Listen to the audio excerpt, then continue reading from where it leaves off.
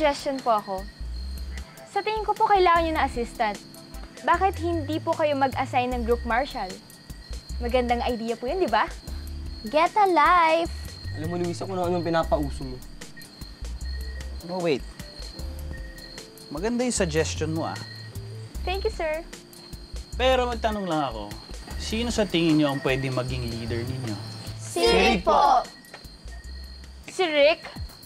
Bakit si Rick? Eh, ako yung nag-suggest ito eh. Dapat ako yung group marshal. No way! You have BB written all over you. Isa kang walking bad vibes. I am a born leader. Ito ang destiny ko. Ang maging marshal? Oo!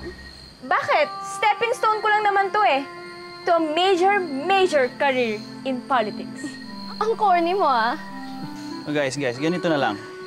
Para patas, ba't di na lang natin daanin sa botohan?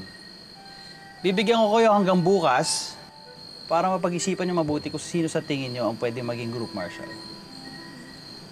Okay ba yan? Okay po. Well, that's it for tonight. You can go now to your bunkers. Let's go, Belinda.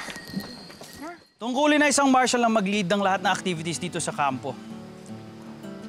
At sisiguraduhin na susundin ang lahat ng patakaran ko. Ako po ang tinutukoy niyo, Sir Boris. Malalaman natin yan. Oras na para bumoto. May the best girl win.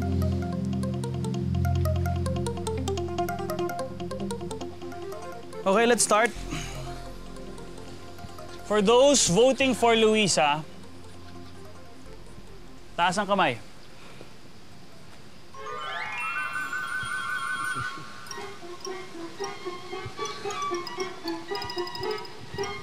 Okay, that's one vote for Luisa.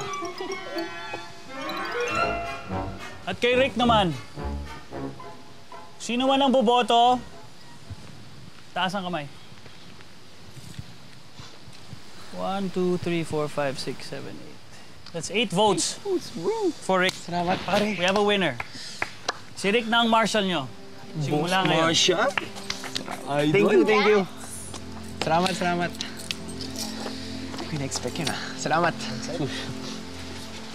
Salamat. Ang galing mo, bro.